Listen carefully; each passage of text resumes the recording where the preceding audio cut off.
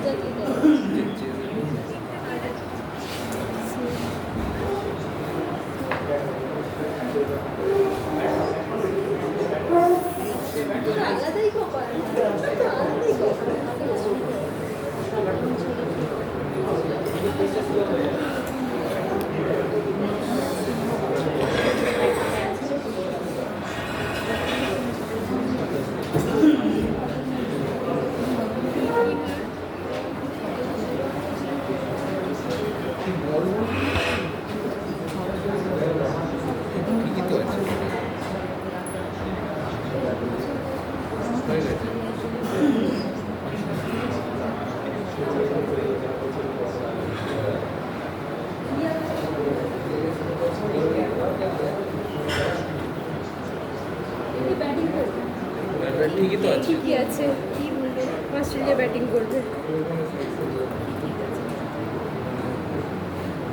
বোঝে না ঠিক নেই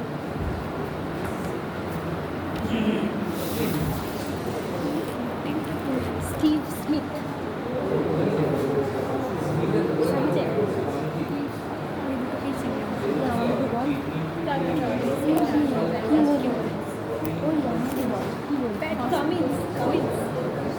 আরে অস্ট্রেলিয়া টস জিতেছে দিয়ে ব্যাটিং করবে ওরা ফার্স্ট ওই যে ইয়েকে চেনে না অস্ট্রেলিয়ার ক্যাপ্টেনকে চেনে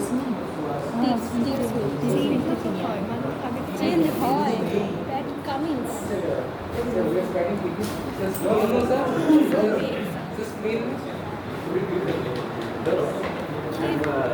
trying to express a wish. আরে দাঁড়া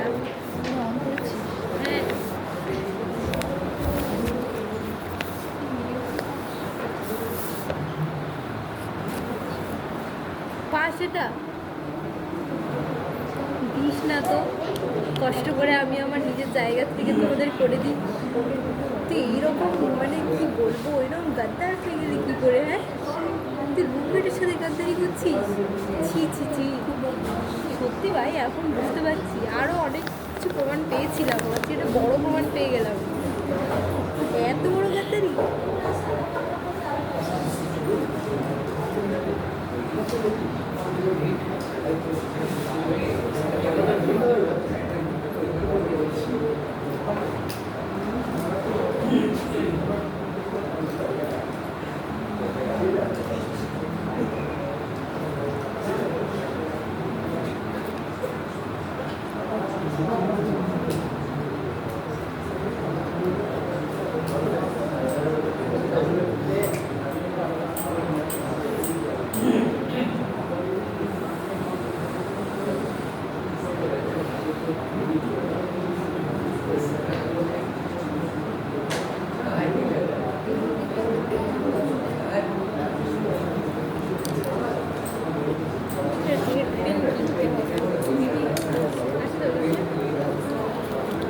পেন্সিলটা দিলি না,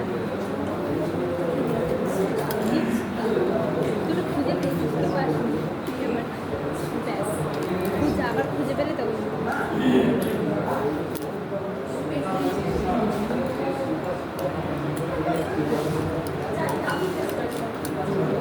ঢাকনার ছড়াছড়ি।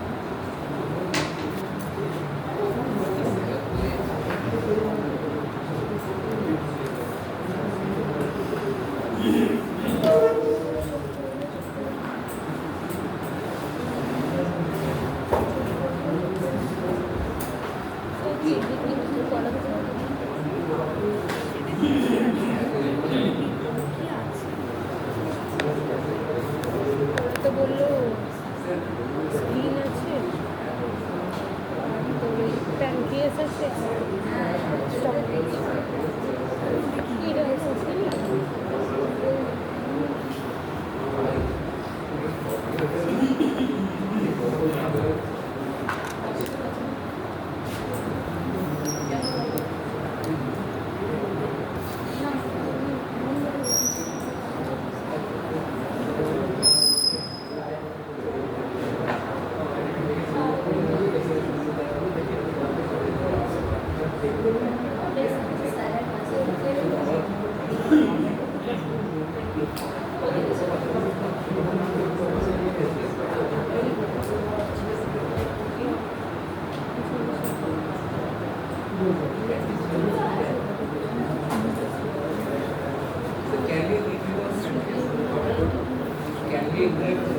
Without pancreas.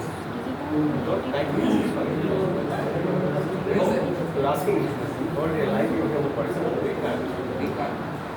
If you're supposed to do the pancreatic activity, you have to face some complications. Because what the pancreatic enzymes does normally, digestion of proteins and then lipids, lipase, enzymes, all those things will not be digested. So everything will be released outside through fecal matter, which is called as steatosis. Steatosis means fat will be sent along with the so little bit of digestion of proteins will be occurring in the stomach. That's okay. But absolute protein digestion will not happen in the day. Okay, again, further in the idea. So protein lack will infusion will go to proteins found by the proteins are all electrolytes but not the proteins. Proteins must be digested. Protein must be digested. Right? As far as I know.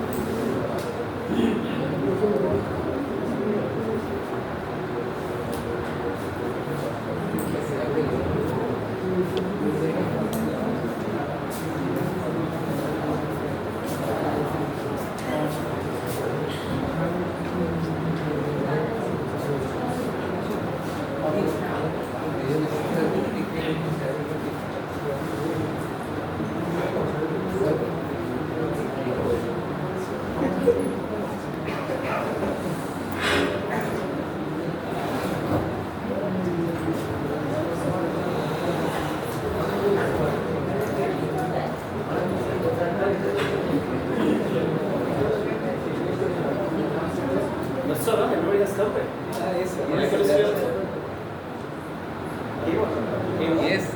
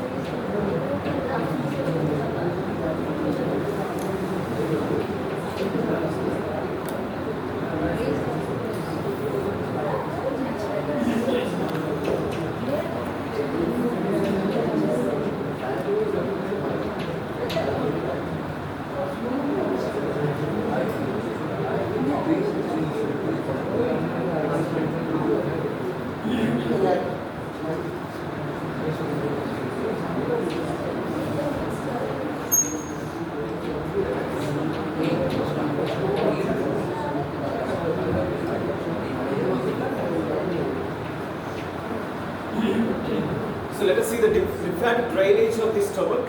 Okay, are you going to study? So the lymphatic drainage of the stomach will be draining into the lymph from the stomach, will be draining all the way from the epithelium into the serous, subserous area, and then finally into the group of lymph nodes over here. Getting it over? So what are the layers of the stomach? First of all, epithelium, and then far away, lamina propria, muscularis mucosa, submucosa, muscularis externa, and serosa. Right? So all the way from epithelium, it will go till the first of all, it will be forming the submucous plexus, and then followed by forming the subserous plexus of the lymphatics. Getting it over? All the way from the epithelium over here. So this is the serosa over here. In the middle, it will form the submucous lymphatic plexus, and then further from that submucous lymphatic plexus, that will be reaching to the subserous plexus over here, plexus of the lymphatics over here. So these are the subserous lymphatic nodes over here. Getting it over? That means these are the lymph nodes outside the wall of the stomach over here. Okay. So what are the lymph nodes we can see? As these lymph nodes are associated along with the blood vessels over here. Okay. So what are the blood vessels over here? For example, if you divide the stomach into these two areas over here, by drawing a vertical line all the way from the cardiac end of the stomach till the lower end towards the antrum over here. Antrum of the stomach over here. Okay. By antrum of the which part of the stomach? Pyloric part of the stomach. Okay. So this entire area, that is the fundus and the body part over here towards the left side of this line will be drained into what?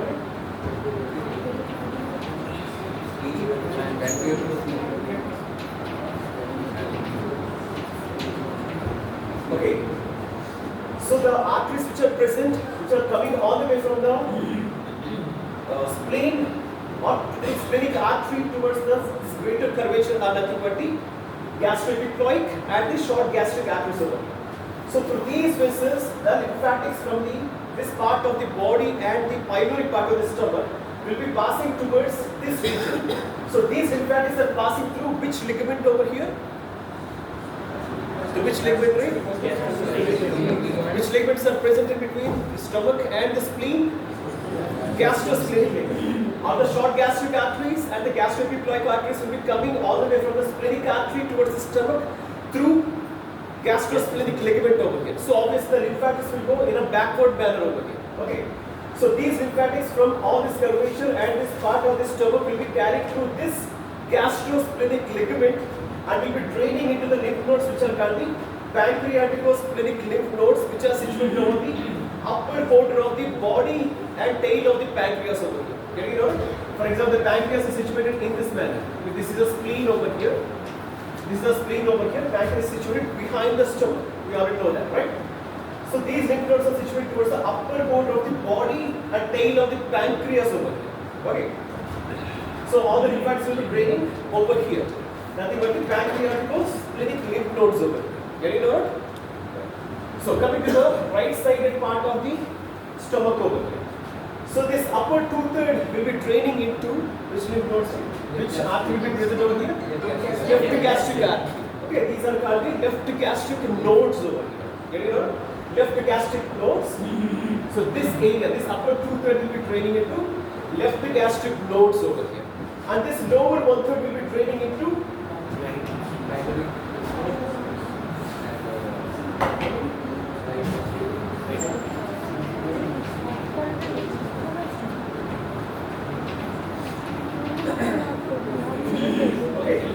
these lower one-third will be draining into, that means the pyloric part of the stomach, pyloric antral part of the stomach, the lower one-third will be draining into right gastroepiploid lymph nodes over here. Get it out?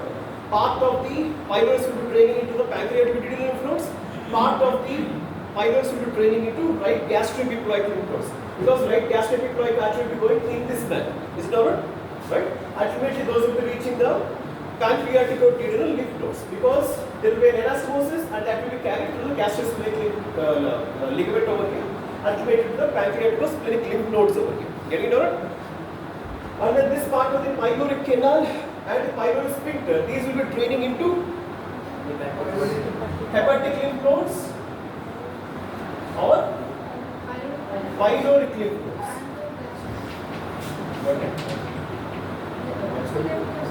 Also left gastric, either into the hepatic lymph nodes over here, which are lying close to the liver over here, because liver will be coming and there will be a lesser momentum over here, liver will be present over here.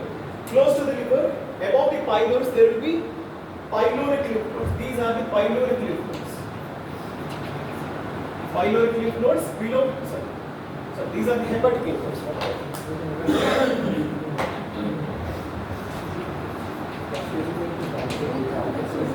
So above, close to the liver, if you imagine the liver over here,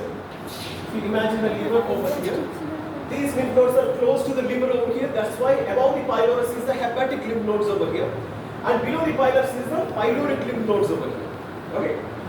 So these are the lymph nodes which are draining the entire stomach over here. What are the lymph nodes? First of all, pancreatico-splenic lymph nodes on the left side.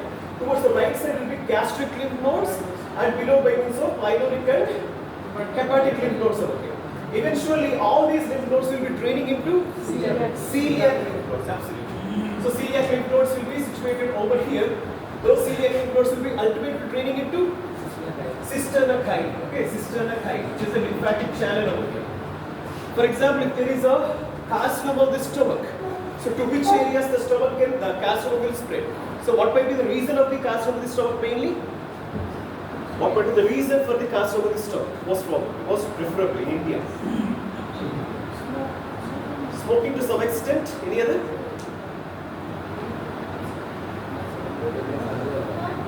So what does the alcoholism does to the liver? Cirrhosis. How it is doing the cirrhosis? Because it's a contains toxins that will be leading to inflammation of the liver, that leads to the formation of the fibrosis. So because of the fibrosis, the portal vein will be obstructed. Okay, normal function of the liver will be lost, right? So that is for the liver. But it should be absorbed all the way from the stomach, is it not? So what happens to the stomach? Whenever alcohol is directly entering into the stomach, it will be irritating the epithelium of the stomach. So the epithelium will be undergoing repeated irritation, and then that turns into ulcers is okay, and ultimately whenever there is an irritation, for example, a patient is chewing kini or whatever it might, gudka or whatever it might be. What happening inside over here? Inside the buccal mucosa? Hyperplasia of the epithelial cells occurs. Okay, constant irritation of the any epithelium, that leads to changes, that leads to the hyperplasia of the epithelial cells. So uncontrolled growth of the epithelial cells occurs over here. Of course, gastric ulcers will be formed, but the next stage will be carcinoma of the stomach over here. Getting it out? Mutation happens, you can say that. Okay. So whenever there is a carcinoma of the stomach, it can spread through all these lymphatics or not, right? Or automatically it can spread. So all these lymphatics will be ultimately draining into the junction between left subclavian vein and internal jugular. From that it will be spreading to the entire body. Getting it out? So to prevent the spread all the way from primary source is over here, metastasis. That means bits of epithelial cells will be discharged from the calcium of the stomach. That will be passing through these lymphatics and ultimately it can spread to the entire body over here. So what might be the treatment for this gastric carcinoma? There is no use of stomach over here because the stomach is entirely occupied by the carcinomatous mass over here inside. So normal function of the stomach will be lost. Gastrectomy, obviously, what is it? Gastrectomy must be done. So whenever you are doing the gastrectomy, what you are removing? The lower end of the esophagus must be removed. The entire stomach along with the first part of the duodenum must be removed completely. And all these lymph nodes must be removed. Getting it out? So all the lymphatic lymph nodes over here along with the stomach and the terminal part of the esophagus or lower one third of the esophagus and first part of the duodenum must be removed completely. Why till only the first part of the duodenum? Any idea? So these lymphatics, there is a connective tissue barrier in between the first part of the duodenum and the second part of the duodenum, right? So the lymphatics which are passing, the lymphatics will be obviously passing from the stomach towards the duodenum, isn't it? The lymphatics will be passing all the way from the stomach towards the duodenum, but there is a connective tissue septa. For example, this is the epithelium over here. GAT is lying in which epithelium? Squamous epithelium, isn't it? Squamous epithelium or not? Which epithelium? What?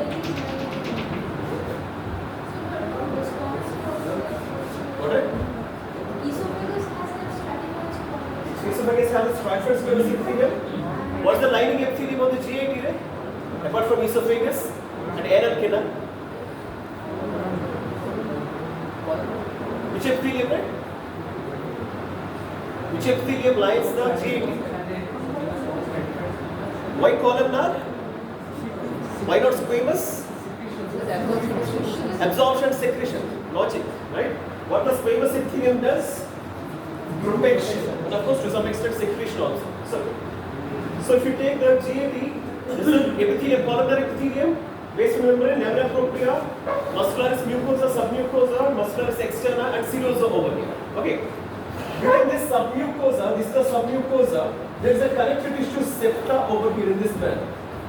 Okay, connective tissue septa will be in this manner in between the stomach and first part of the duodenum over here. Okay, so the lymphatics can't cross the stomach into the duodenum over here. So duodenum can be preserved over here. Getting it over? So the lymphatic, for example, there is a metastasis from this carcinoma over here. These carcinomatous metastasis can't cross this barrier which is present in the submucosa over here, because we have already thought that there will be lymphatics within the submucous layer over here. Submucous plexus of lymphatics will be formed over here. So there is a septa in between the stomach and the duodenum over here. So the lymphatics can't cross through barrier over here. So metastasis will not occur from stomach towards the duodenum. This is an important minor point. Getting it out? So why the gastric carcinoma can't spread towards the duodenum means this is the submucous septa, connective tissue septa, which prevents the lymphatics all the way from stomach towards the duodenum over here. Getting it out? So that's why metastasis will not occur towards the duodenum, but through this it can occur to the systemic circulation over here. Getting it out, everybody, right?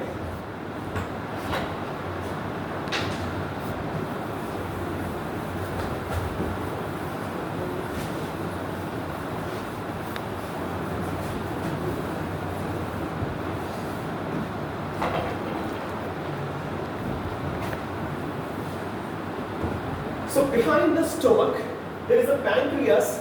Towards the upper border of the pancreas, there is a which artery? Splenic artery. Okay. For example, we have already known that the gastric ulcer will be common at the site of lesser curvature. What is the reason of the lesser curvature? Submucous plexus absence. And one more thing. Exactly. The blood vessels, capillaries will be draining into veins all the way just below the submucosa. Is it or not? It will not be reaching till the lamina propria, nothing but the mucosa. So there is sluggish blood supply towards the lesser curvature. So if this blood vessel is obstructed over here, easily undergoes the this lesser curvature easily undergoes the ischemia whenever it is invaded by the gastric juices, nothing but hydrofluoric acid. Easily it can undergo ulcer formation over here. Further it leads to perforation over here. Getting it? So if there is a perforation towards the anterior wall of the stomach, what will happen? If there is a perforation towards the anterior wall of the stomach, so we have seen towards the right border of the stomach, right? There is a chance occurring towards the left border also, okay? Right. But more predominantly towards the lesser curvature of the stomach, right? So this gastric ulcer can occur over the anterior wall or anterior surface, anterior superior surface also. If the ulcer occurs over here, what will happen to the patient?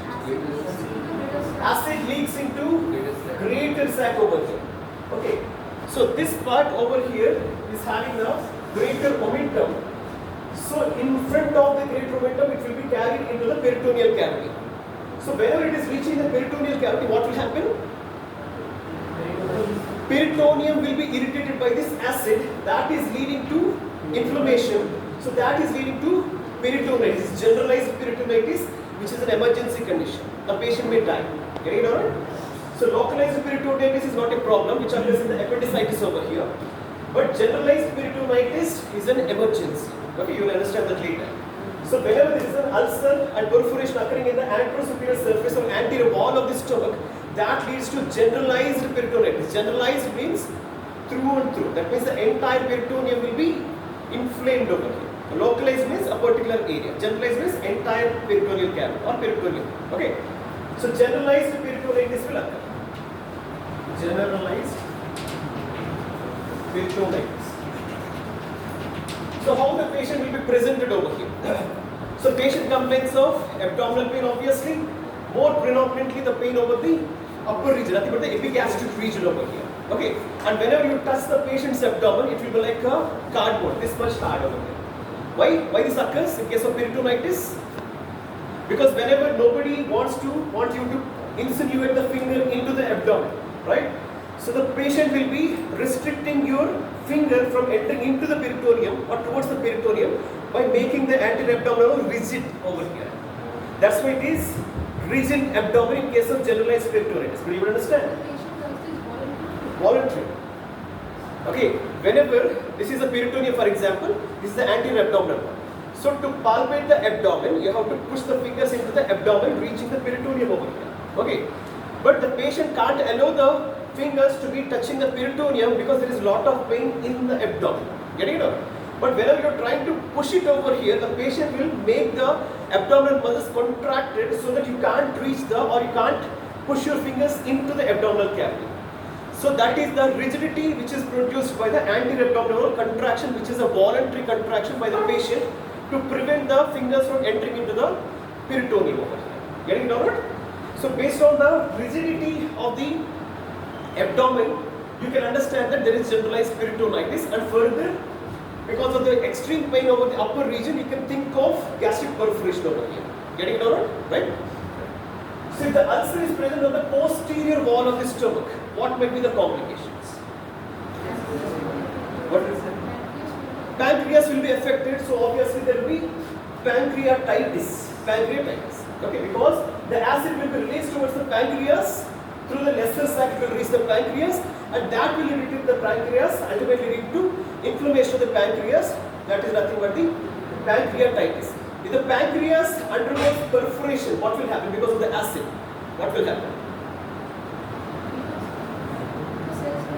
The pancreas is there over here. The pancreas is there over here in this manner.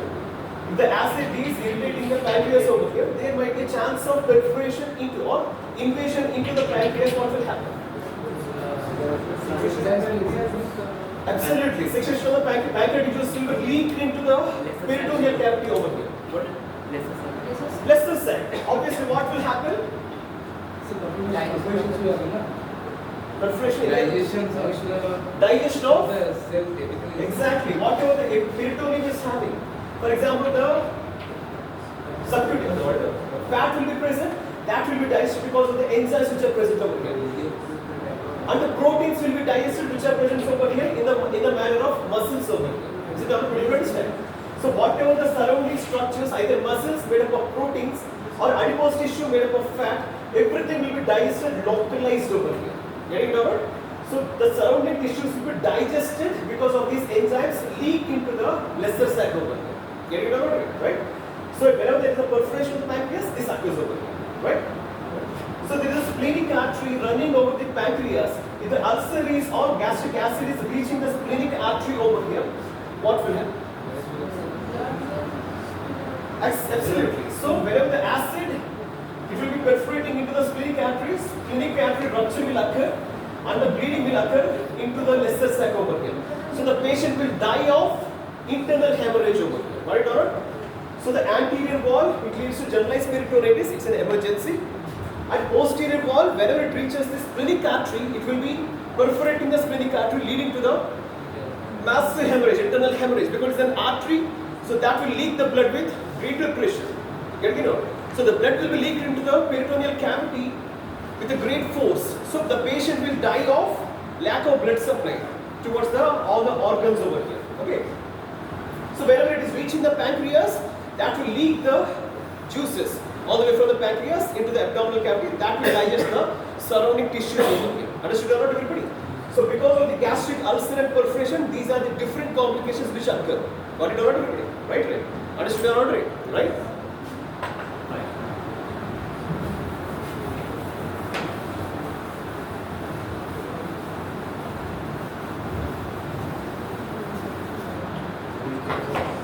So let us see the duodenum today. So that's about the stomach. We have already discussed the nerve supply and everything. Right. So let us see the duodenum, where the duodenum is situated from all the way from, duodenum is extending all the way from L1 to L3 vertebrae. Okay. Try to remember the kidneys will be extending in between T12 to L3 vertebra. All the way from the thoracic towards the lumbar vertebra, third lumbar vertebra. Remember this now. Okay. Kidneys. Okay. And then duodenum will be situated towards the hilum of the kidney. Okay, I will discuss that later. First of all, the duodenum will be having how many parts? 4 parts. 1, 2, 3 and 4 parts. The first part will be around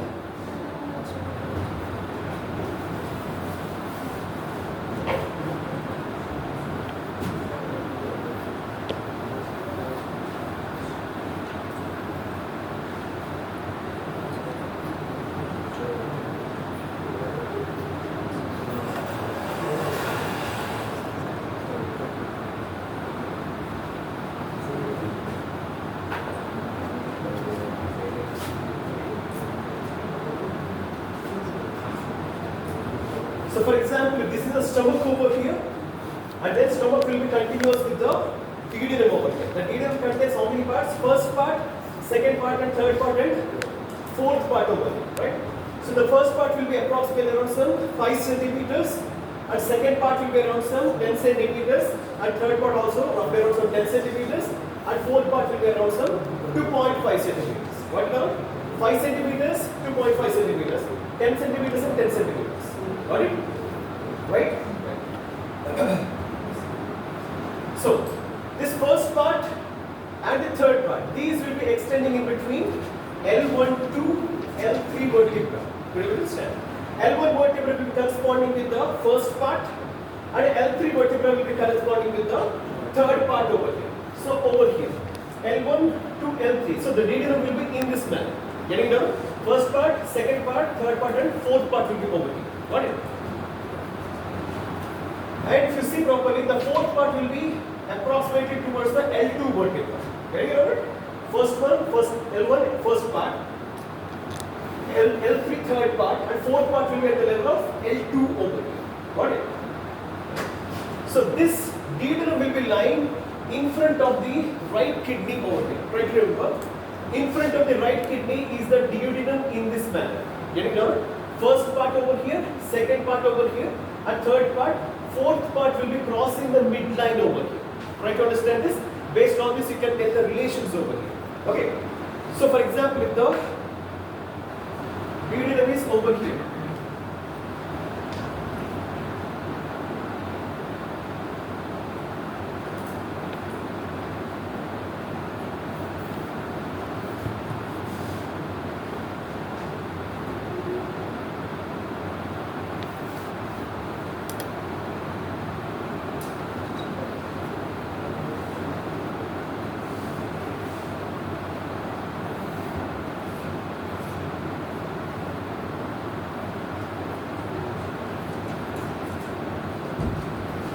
So where is the junction between the pylorus and the duodenum? First part of the duodenum in the liver.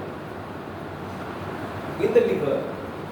What's the relation between the liver and the junction between the pylorus and the first part of the duodenum? Behind the quadrant lobe. Quadrant lobe. Is it or not? But you would remember or not?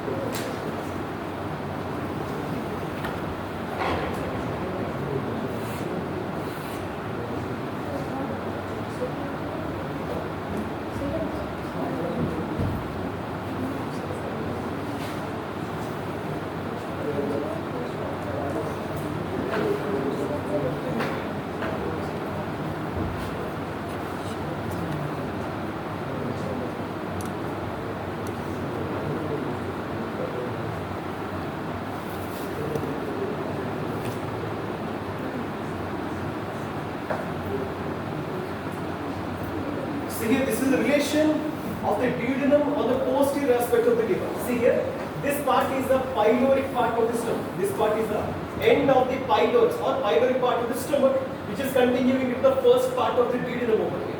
Do you understand? Okay. So behind the first part of the duodenum, there is inferior vena cava. Is it alright?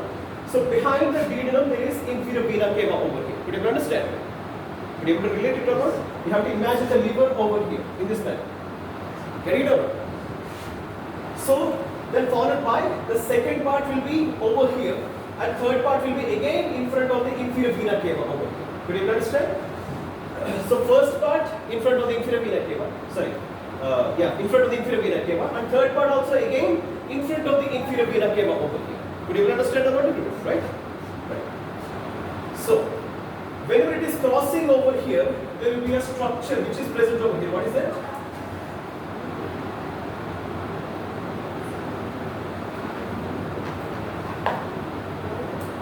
Exactly, what is it? Exactly, gallbladder.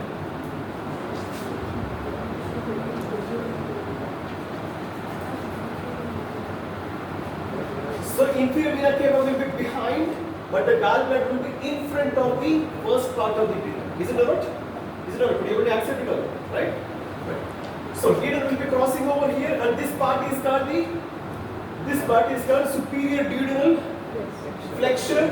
And whenever the second part is turning into the third part, this part is called the inferior duodenal flexion. And then whenever the third part is turning into the fourth part, that is termed as the duodenojejunal flexion over here. Getting it out? Whenever it is turning in this manner, this part is termed as the duodenojejunal flexion because it is continuous with the jejunum over here. Duodenojejunal flexion. This upper curvature is called the duodenojejunal flexion over here. Got it? So let us see the relations, very easy to understand.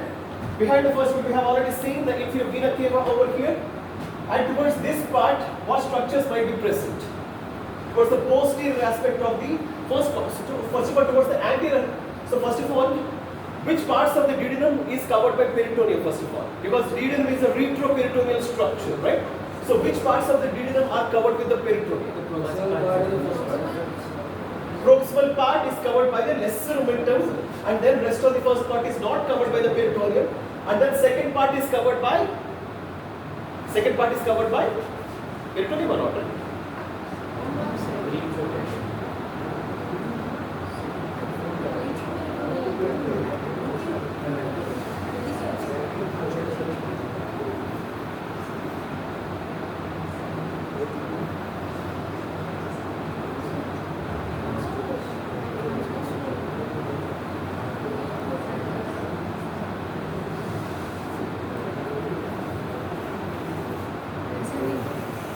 So this is the ascending colon over here, and this is the descending colon over here. This is the transverse colon over here. Okay.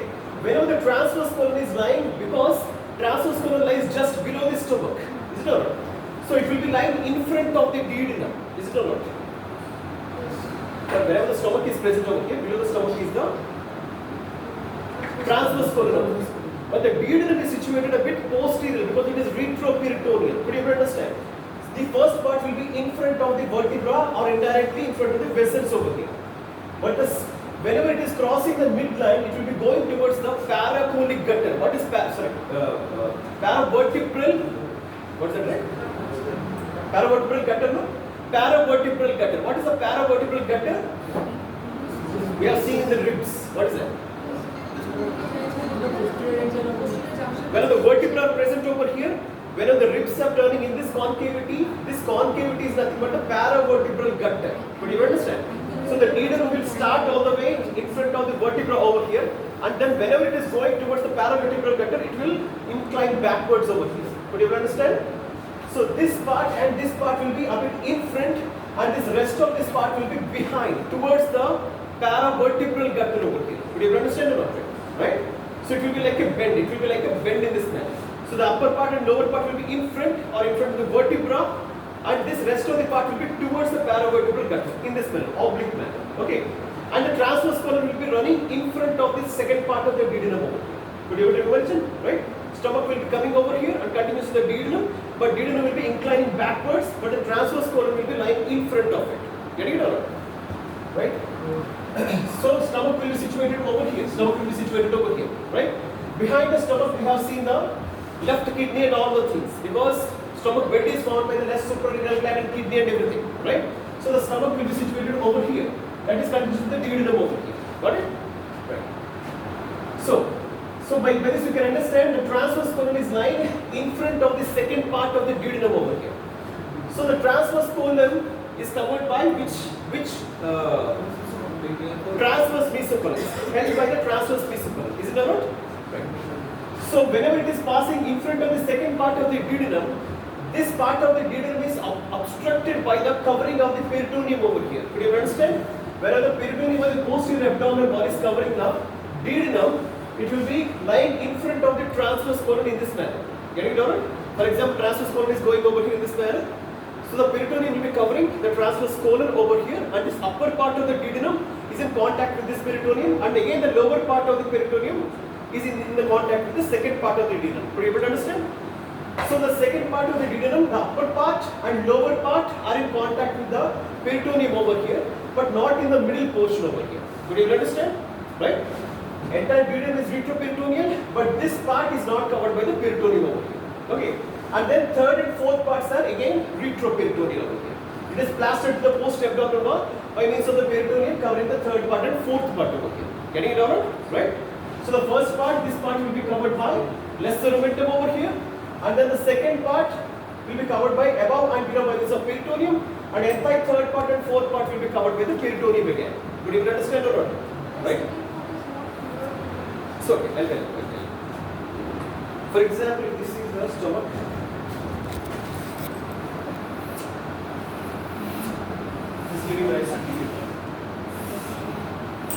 Okay, right? And then the large intestine, the transverse colon will be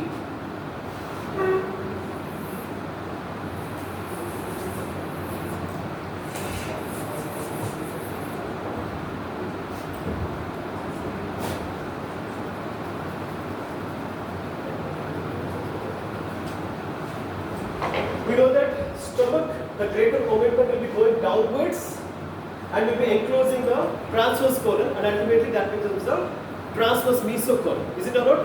Right? Right. So if you see that, for example, this duodenum is retroperitoneal, that means towards the posterior abdominal wall. Is it or not? And this transverse colon is a bit in front, that's why there is a formation of transverse mesocolon towards the posterior abdominal wall. Could you understand? Right? So the duodenum is absolutely towards the posterior abdominal wall within the paravertebral gutter. Okay, towards this convexity, the duodenum is situated. But transverse colon we have seen towards the anterior aspect. Is it all right? So the transverse colon will be running in front of the second part of the duodenum. Okay. But whenever the peritoneum is covering, it will be covering this part over here in this manner. Whenever it is covering, it will be going over the transverse colon and again covers the lower part of the second part of the duodenum. But whenever, if you remove this transverse colon over here, this part of the duodenum is not covered by the peritoneum over here. Could you understand? Because it is covering the transverse colon, but not this part of the duodenum over here. So that's why the upper part and lower part of the second part of the duodenum is covered by the peritoneum, not the middle part over here. Understood or not? Because the transverse colon is passing in front of the second part of the duodenum. Understood? Understood or not, everybody? This is very much important because the peritoneal relations will be asked in the examination. Okay? And entire third part and fourth part are covered completely by the peritoneum over here. Okay? Because duodenum is a retroperitoneal structure. Okay? So you can easily say the relations now, because it is lying close to the porta hepatis. What might be the relations over here to the first part over here? What might be the relations? Towards the posterior aspect, what might be the relations? Here it will be covered by the lesser omentum, isn't it? Towards the proximal 2 or 3 centimeters is covered by the lesser omentum over here, right?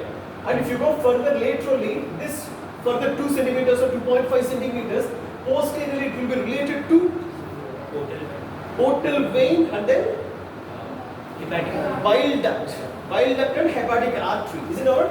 Because the hepatic artery will be arising all the way from here and goes over here and reaches the liver over here.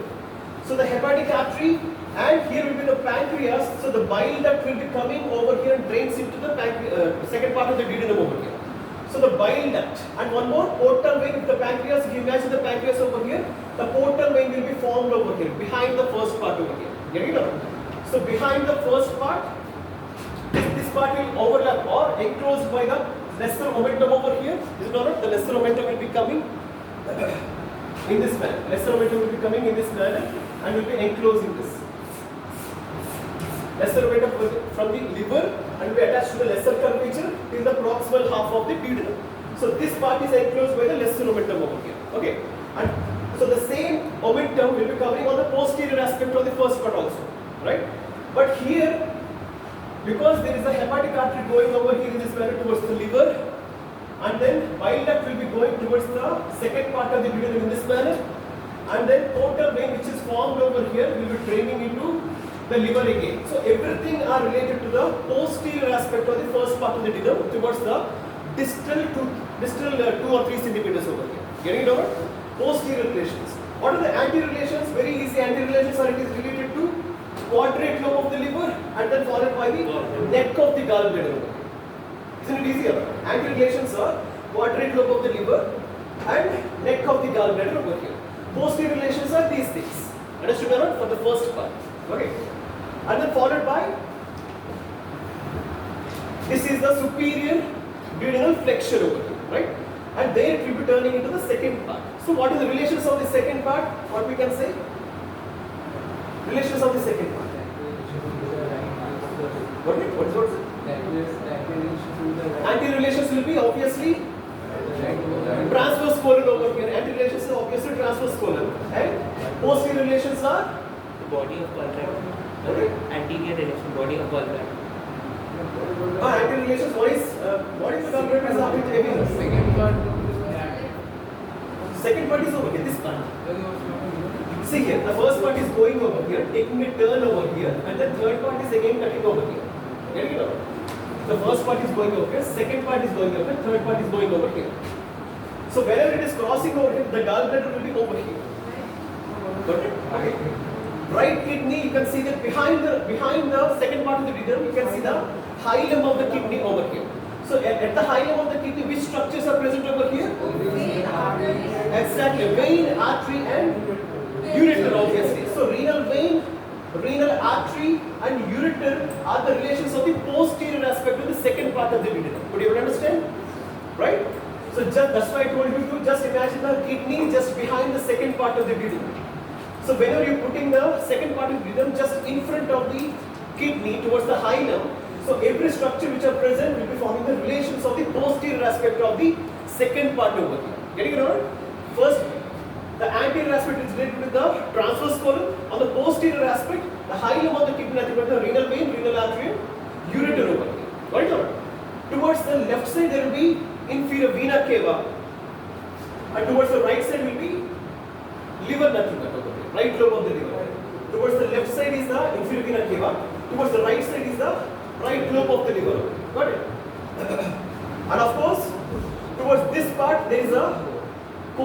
flexure, right colic flexure also will be the relation towards the right side of the second part of the duodenum. Could you understand? This part this part is the vessels over here. Towards this part, towards the right side will be the colic flexure over here. And one more thing, towards this concavity there will be a gland over here that is nothing but pancreas, obviously. Is it not? Pancreas will be the head part of the pancreas will be within this concavity over the second part of the duodenum. Could you understand or not? Right? So here there will be pancreas. Could you understand? Here there will be colic flexure over here. We have seen already the impressions, kidney impression, colic impression over here. So towards the right side will be colic impression over here. Towards the left side will be inferior vena cava and further by what's the name? Pancreas over here. Vena cava and pancreas over here. Could you understand the relations over here? And then coming to the third part, it is cutting the things over here which are just below the kidney over here. What might be the posterior relations? You can see it is cutting the ureter over here and it is passing over the psoas major over here, and then further what is this artery just below the renal artery? Gonadal artery. So psoas major, ureter and gonadal artery or gonadal vein also are the relations for the posterior aspect of the third part of the duodenum over here. Understood or not? Right? And then anterior aspect, it will be related to the root of the mesentery. What is the extent of the root of the mesentery? All the way from L2 to right sacroiliac joint. Very good. Okay. Towards the left side of L2 till the right sacroiliac joint over here. So this is the root of mesentery which will be running in front of the third part of the duodenum over here. And one more thing, there will be the head of the pancreas followed by the uncinate process of the pancreas over here. In front of the uncinate process, two more vessels runs over here. What are those? What are those? Exactly. What is it? Superior mesenteric vein and one more? Superior mesenteric artery over here. Superior mesenteric vein and superior mesenteric artery which will be running in front of the uncinate process of the pancreas. Is it not? Right? So those are also will be forming the relations with the anterior aspect of the third part of the duodenum. So anterior relations of the third part of the duodenum contains all the way from right side towards the left side will be superior mesenteric vessels over here and then followed by the root of the mesenteric over here. Got it or not, everybody? Right? You have to imagine the entire duodenum as the posterior abdominal wall structure over here because it is retroperitoneal. Okay? Right. And coming to the fourth part, it will be crossing in front of the vertebra because just behind the vessels is the vertebra over here. Right? And then which crosses the aorta and takes a turn over here which is called the duodenojejunal flexion. This will be hanged all the way from the right crest of the diaphragm, by means of a ligament. What is it called? Ligament of Briggs. Okay. So this ligament is made up of, this is important, skeletal muscle, elastic tissue and one is skeletal muscle, one is elastic tissue and the one is smooth muscle fiber. Okay, three contents of the ligament of Briggs. The ligament of Briggs connects the right crest of the diaphragm with that of the duodenojejunal flexure over here, hanging the duodenojejunal flexure all the way from the right crest of the diaphragm. So by this you can understand because it is retroperitoneal, apart from the first part, the second part, third part and fourth part are fixed, which are not mobile. But only the first part is mobile, that too the proximal 2 or 3 centimeters. Why? Because the proximal 2 or 3 centimeters will be acting like a stomach over here. Right? Try to understand. Okay. Always there is a transition. For example, the epithelium of the esophagus turns into the columnar epithelium, all the way from Stratford squamous epithelium into the columnar epithelium. There is a transition. The same manner, the stomach is turning into the duodenum. So that's why the first proximal half of the duodenum will be acting like a stomach. So this part will be mobile in case of duodenum. This is very much important.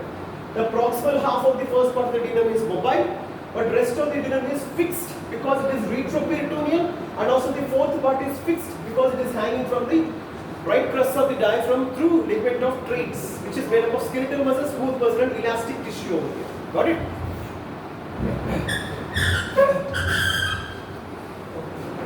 Okay. So let us see.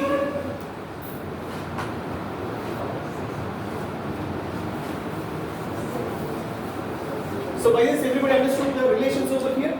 Everybody understood the relations? Just put the duodenum in front of the kidney and put the transverse colon in front of the duodenum. That's all. Everything will fall into place. Okay. So.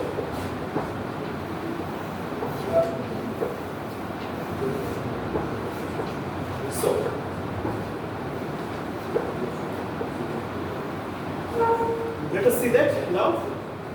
Now we are focusing on the duodenal ulcers over here. Okay, peptic ulcer. Okay, peptic ulcer means ulcer in any tract of the intestine, that is called the peptic ulcer. Okay, right. So the peptic ulcers are common in the proximal half of the duodenum. Why? The peptic ulcer is common in the proximal half of the first part of the duodenum. Why? Because the acidic secretions will be exactly. The acidic contents will be propelled into the duodenum, first part of the duodenum, where it will be neutralized by means of secretion of the bicarbonate. Why it has to be neutralized? Why not acidic? because the enzymes will act under the Exactly. The enzymes within the duodenum, from the pancreas will be acting in the alkaline medium, not in the acidic medium. That is the reason. Okay. So the gastric contents, whenever they are entering over here, some sort of acid will be carried towards the first part and the proximal half initially. Is it all? So this part is primarily acidic over here, and then later it will be neutralized by means of bicarbonate. Could you even understand? So the proximal half of the duodenum undergoes ulceration because of the acidic content of the stomach contents over here. Could you even understand? So for example, the gastroduodenal artery, which is a branch of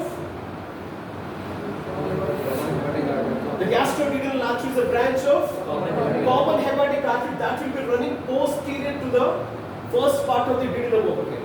With the this peptic ulcer or duodenal ulcer, which forms on the posterior wall, will be invading the gastroduodenal artery, that leads to internal hemorrhage. Just like the splenic artery hemorrhage, there will be gastroduodenal artery hemorrhage because of the ulcer of the posterior wall of the first part of the duodenum. Getting it out? So if it occurs on the anterior aspect, what will happen? Anterior aspect, what will happen? Think, right? If the ulceration occurs on the anterior wall of the duodenum, what will happen?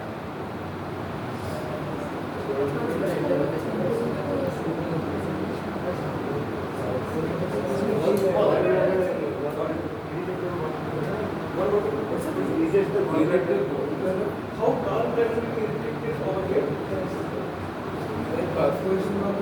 You can imagine the perforation on the posterior aspect. Posterior aspect, because the posterior relations, what you are saying is right. That it can irritate the common bile duct or water duct, pancreatic duct or water duct. So that can be leading to infection. But on the anterior aspect, I must say. Anterior aspect, nothing is present over here. That will be leading to the perforation. That will be leading into the peritonitis again. Because there is no obstruction over here. And that peritonitis occurs through which way? Through which way the peritonitis occurs over here? In case of gastric contents, it will be directly entering in front of the greater omentum into the peritoneal cavity. But here, what will happen? No, I am talking about the anterior aspect, right?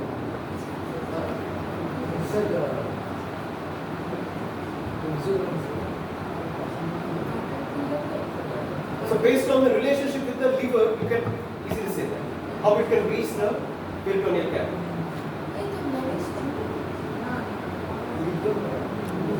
Through the relationship with the liver over here.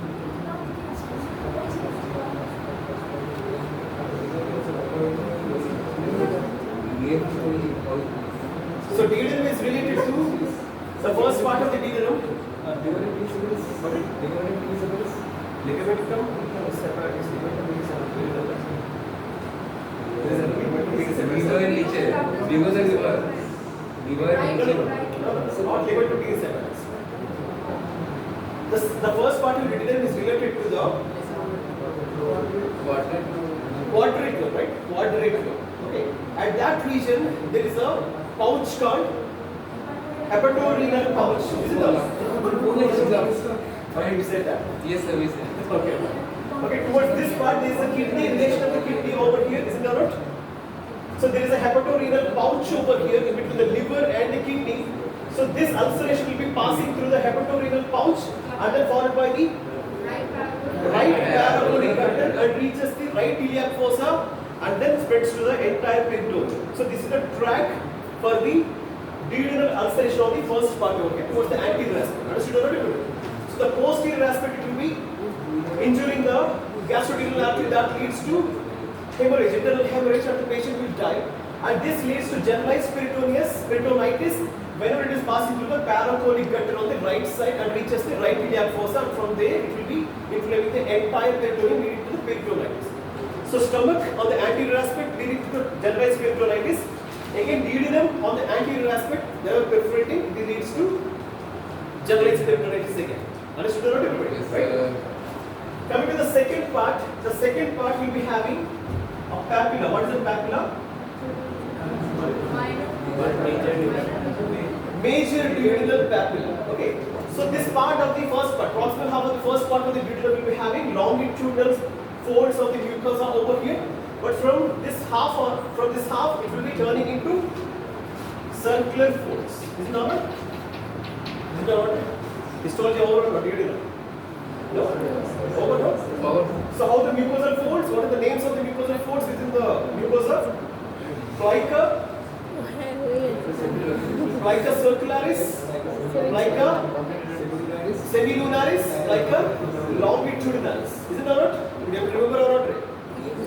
No? Duodenum will be having mucosal folds or not? Duodenum will be having mucosal folds or not? Why the mucosal folds are present in the duodenum? Why the mucosal folds are present in the duodenum? Why mucosal folds are needed in the GAT, right?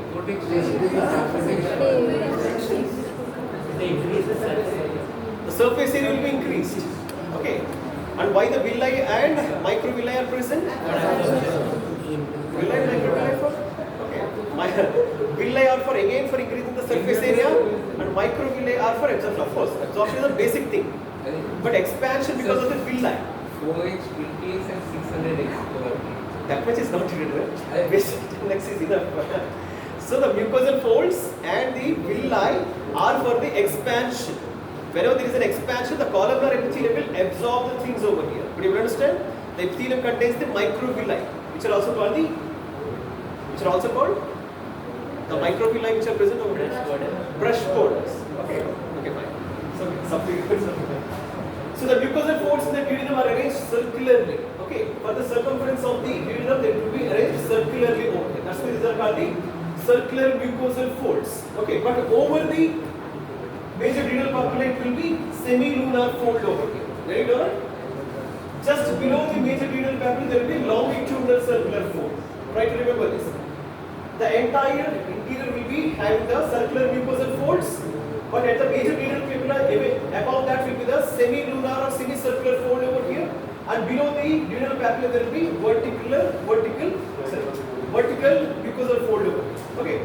So this major duodenal papilla is situated around some, how much weight?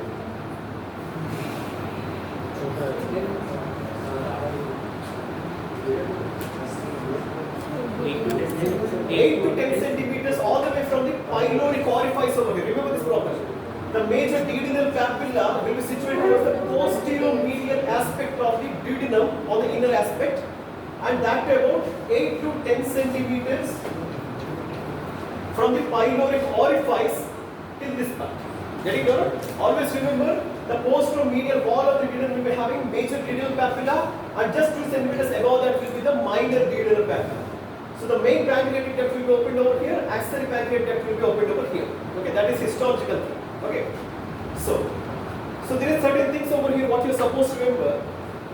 This part will be having, the second part is mostly prone for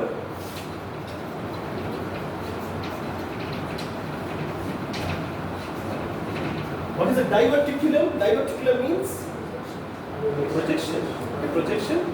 What is the basic thing? Diverticulum means the last guys and girls. What is meant by diverticulum? Diverticulum means what? Extension. Over diverticulum. Mendel's diverticulum. Over or not? In embryology. What is Mendel's diverticulum? What is a diverticulum? Yeah, it's okay. What is the diverticulum basically?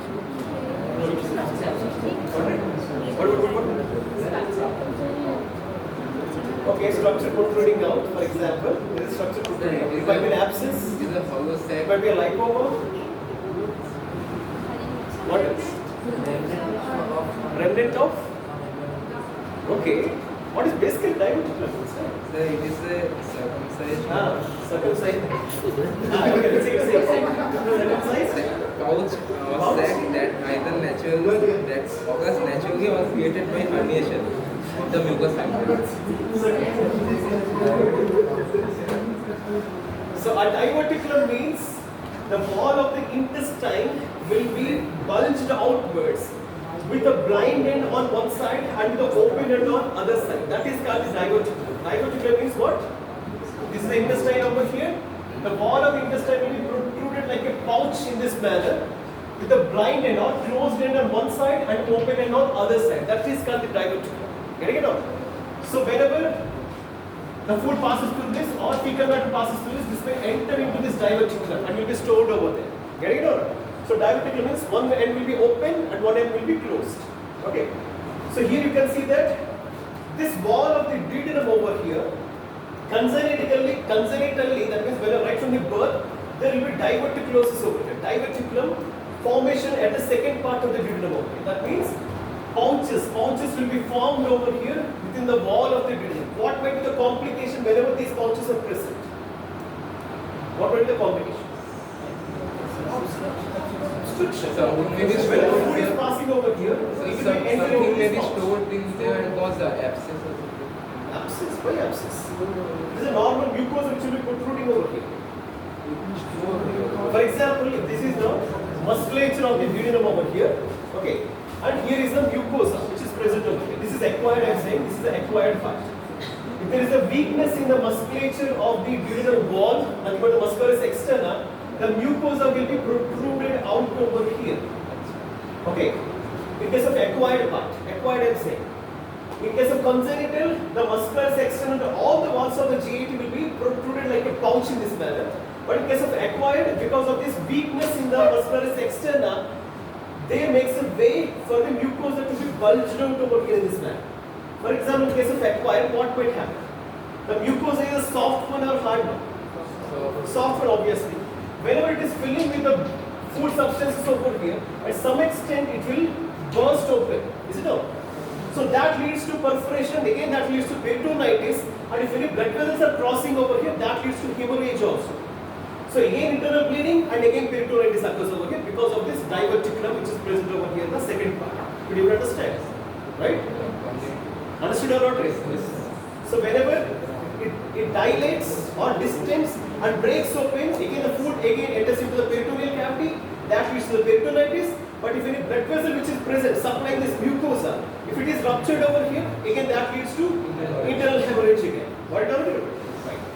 So now coming to the third part of the duodenum over So here. in case of congenital, say, Everything will happen. Congenital is very much weaker musculature, so obviously it can easily burst open. Okay. Right. And then coming to the third part of the duodenum, there will be duodenal obstruction for the third part of the duodenum. How it may occur? The obstruction of the duodenum most commonly occurs in the third part of the duodenum. How it can occur? For example, I will give you a case. A patient, a bodybuilder for example. Okay, a muscular bodybuilder. So who tries to reduce his body fat content to the lowest level. So for example, 5% or 8% of the body fat. Okay. So that body fat, reduction in the body fat leading to the obstruction of the third part of the duodenum. How it may happen? Based on the relations of the anterior relations of the duodenum, you can say that.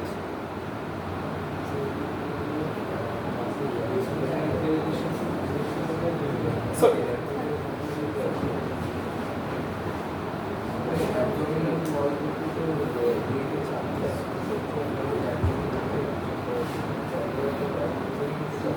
see here, the third part of the duodenum, for example, this duodenum is a retroperitoneal structure, is it not? And the blood vessels are also retroperitoneal structures, aorta and inferior vena cava, right? So these are the superior mesenteric vein and superior mesenteric artery, right? So these are arising all the way from the major vessels. So everything is retroperitoneal. Even the third part of the duodenum is also retroperitoneal, right? So this everything is covered by the peritoneum over here. This everything is covered by the peritoneum over here. The peritoneum contains what? Adipose tissue over here. This adipose tissue maintains the distance between the vessels over here. For example, this is an artery. For example, this is an artery that's got the aorta over here. So the third part is sandwiched between the aorta and the superior mesenteric artery over here. Get it out?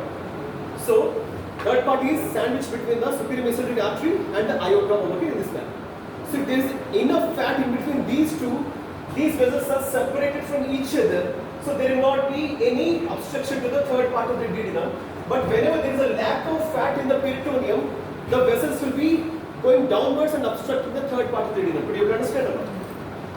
So whenever there is a fat in between these two vessels, aorta and the superior mesenteric artery, they will be separated, and this part of the duodenum is not obstructed. It is absolutely kept viable over here. But whenever there is a reduction of the fat, these will become narrowed over here. That leads to obstruction of the third part of the duodenum. Got it over here? Yes, sir. Right? So because of the superior mesenteric artery or the superior mesenteric vein, if there is a lack of fat in between these two within the mesentery, that leads to obstruction of the third part of the duodenum. Second part of the duodenum is also obstructed congenitally. How it can occur? Have you ever heard the annular pancreas? Annular pancreas over and over.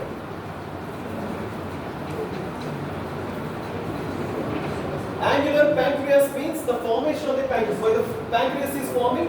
It is formed by two parts. Okay. So if the pancreas head is around the second part of the duodenum, for example, the pancreas will be forming from the second part of the duodenum in this manner. Getting it out? But if it is forming around the second part, which is called the annular pancreas over here. For example, this is the second part. The pancreas must be lying over here, is it not? Towards the left side of the second part of the duodenum is the pancreas. But the pancreas formation is forming around the second part of the duodenum. This is called the annular pancreas, surrounding the second part of the duodenum. Again, the annular pancreas is present over here. That will obstruct the second part of the duodenum over here. Could you understand? Could you understand or not? So second part of the duodenum because of the annular pancreas, and third part of the duodenum is because of this fat absence or less in between these two vessels over here. Okay, could you understand or not? Where the intestinal obstruction is happening over here. Getting it or not?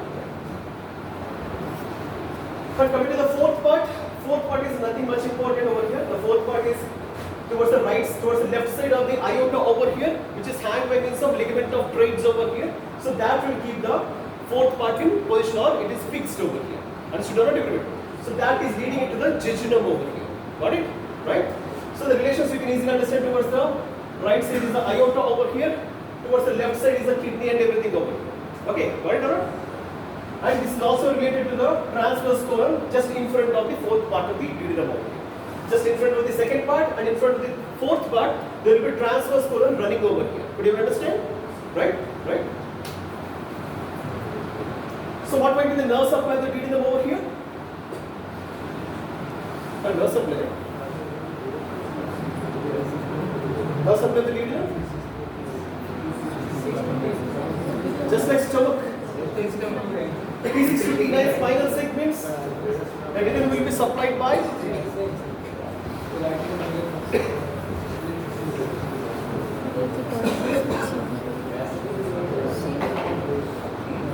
so how the sympathetic and parasympathetic nerve systems acts in the stomach, right? Sympathetic and parasympathetic, how they will act? Sympathetic will be contracting the sphincter and relaxing the musculature of the actual stomach wall. And parasympathetic will be exactly opposite, relaxing the sphincter and contracting the musculature of the stomach wall. So whether they act simultaneously or one after the other, simultaneously, based on the need. Okay.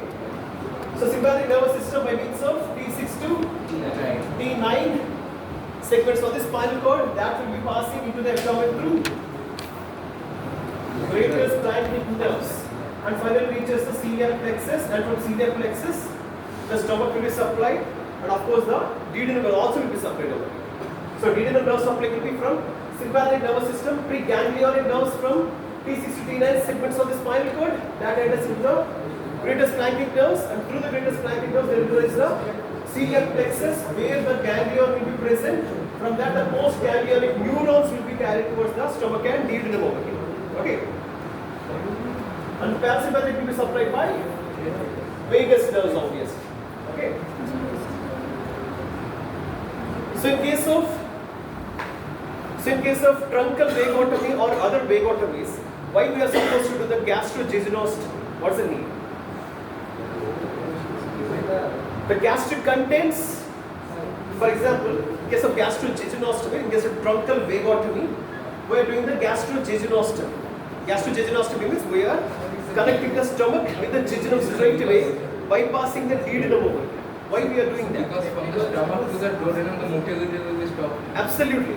So all the way from the stomach into the duodenum, there will be a sphincter that will be closed. Because why? Because vagotomy we have done. So vagotomy we are relaxing the sphincter. In case of absence of the vagus nerve, there will be sympathetic activity, overactivity that leads to contraction of the sphincter. So there will not be any communication between the stomach and the duodenum. So that's why we are bypassing the duodenum over here and connecting the stomach with the jejunum. We can do gastroduodenostomy also with the second part of the duodenum, but basically jejunum is a bit below the stomach. We are directly giving the stomach, connecting the stomach with the jejunum over here. So what will happen to the patient? The patient will be having post-vagotomy diarrhea. What is that? The stomach controls the emptying, so the food will pass quickly to the GI. Yeah, okay. So the stomach contents will be directly entering into the jejunum over here. Why the diarrhea must be occurring over here? Why the diarrhea must be occurring over here? Whenever, for example, food is passing all the way from stomach into the duodenum and then into the jejunum and ileum and everything, right? And why there must be diarrhea occurring in case of gastrojejunostome? We are just bypassing the duodenum and connecting the stomach with the jejunum. Why there must be a post-vagotomy diarrhea? Diarrhea means stools will be passing like water, is it not? Right? Okay. Okay.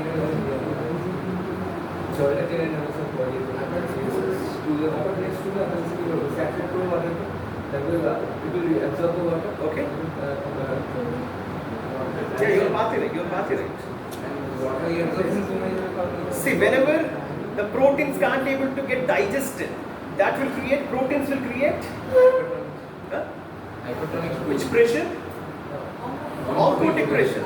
When the proteins are not getting digested within the stomach or in the duodenum, that will directly entering into the jejunum. So obviously that will reabsorb the water into the intestinal tract or into the intestinal lumen.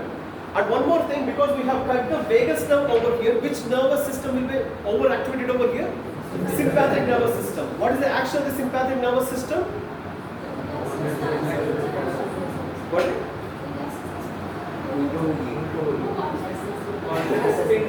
Contracts the sphincter and relaxes the intestine over here. So there is no obstruction anywhere over here. So obviously there will be post-vagotomy diarrhea over here. Getting it or not? Right? So excessive water within the fecal matter will be formed and there is no obstruction anywhere. So it can be directly undergoing diarrhea over here. That's got it or not? Right? Right? What will be the change in diet? Diet, less protein diet, less fat diet, that's all. Because both will not be digested. Is it not? Right? So that's why there is a diet. For example, it is a historical question I'll ask you. If you could able to answer, that will be very much good. So if you do the vagotomy, still there will be some amount of peristalsis within the intestines. Why? Why there is still peristalsis remaining in the intestines even after vagotomy? Because intestine itself have some nerves. It has own nerves. How it will be activated? Food Exactly. Organ plexus and the male plexus will be auto-stimulated by what? Food. Very nice, very nice. Okay, fine, that's good. Okay.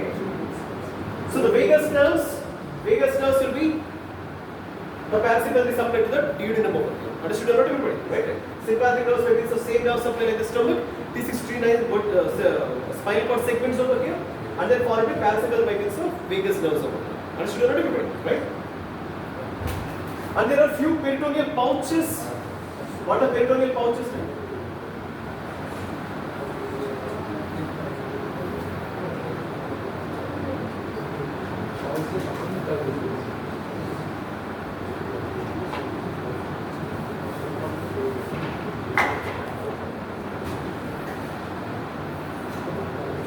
see here, the duodenum towards the left side of the duodenum, there are few peritoneal pouches, peritoneal recesses. What are the recesses means? A space, right? So this area, this wall of the abdomen is covered by the parietal peritoneum or the post-abdominal, right? So if you put pocket-like extensions over here, those are called the peritoneal recesses over here. One is superior duodenal recess, one is inferior duodenal recess, one is retroduodenal recess, one is paraduodenal recess. Okay, so these are like pockets in this manner. So what might be the complication occurs in case of few patients because of the presence of these recesses? If the recesses are present just adjacent to the duodenum or the posterior abdominal wall towards the left side, what complications the patient might face? So wherever there are pouches over here, the intestines can easily enter into these pouches. So that leads to what will happen? I already told you during the hernia. Whether it is entering into some other thing, what will happen? What is it? Internal hernia, it's okay. But what will happen to the intestine over here? Whenever one part of the intestine is entering into the pouch or recess over here, what will happen? Intestinal obstruction, absolutely. So whenever the lumen is occluded over here because of this entry over here, so this part of the intestine will be obstructed over here. Getting it all right? So similar sort of obstruction can be seen in congenital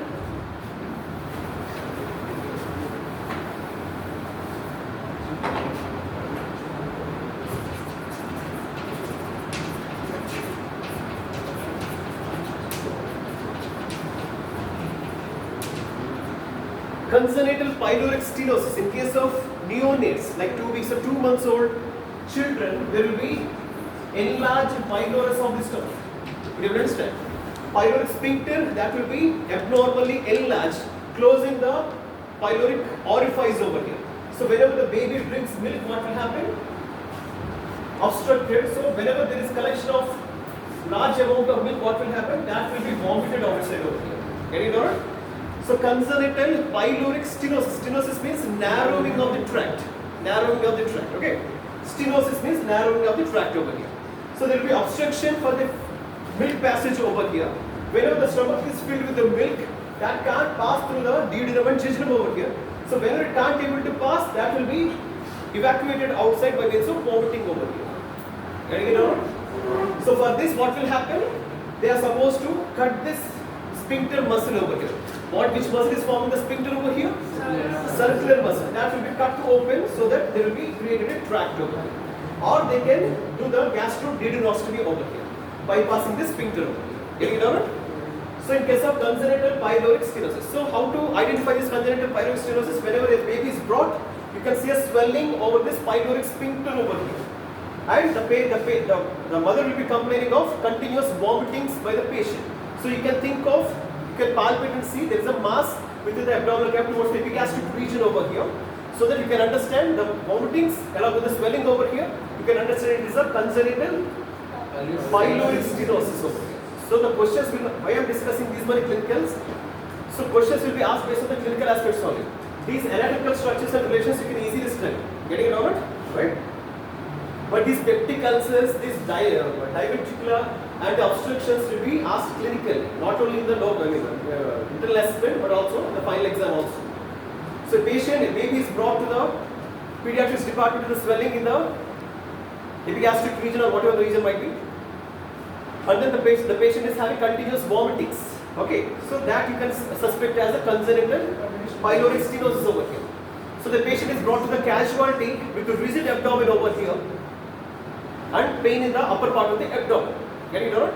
And the patient is slowly losing the consciousness over here. So what do you think? What is it? Generalized peritonitis followed by upper epigastric pain, nothing but perforated gastric ulcer or perforated duodenal ulcer. Duodenal ulcer you will be getting towards the right hypochondriac region. Is it alright? Why? Because the first part of the duodenum is situated towards the right side of the liver. Is it alright? Right? So you can expect the pain in the right hypochondrium in case of peptic ulcer, nothing but the duodenal ulcer over here. If it is towards the epigastric region or left hypochondriac region, you can suspect the gastric ulcer or gastric perforation over here. Getting it all? So if you see in the radiology of the abdomen, if the gas is situated within the peritoneal cavity, below the diaphragm, what you will think of? there is a gas air shadow under the diaphragm towards the liver. Initially the liver must be dull over here whenever you percuss, but later it will become resonant because of the air presence over here within the greater sac. What might be the reason over here? What is it? At drop space, resonance became dull. What might be the reason? Splenomegaly, then hepatomegaly, and then pleural effusion. So patient came with the respiratory distress, and whenever you are palpating the drop space, that becomes dull over here, you can think of pleural effusion. Fever with chills and continuous the fever has been occurring over here, and you can think of malaria, nothing but is splenomegaly over here, and hepatomegaly, any malignancy or whatever it might be. Got it? Okay. The patient came with the ascites and dilatation of the veins around the abdomen over here. What do you think of? Portal hypertension and the known case of alcoholic. So what do you further think of? Cirrhosis of the liver, absolutely. Okay. Hepatomegaly, okay, cirrhosis, okay. And then if a patient comes with the complaint of bloody vomit, blood is getting vomited over here, and again he's the known case of alcoholism over here. So what do you think of?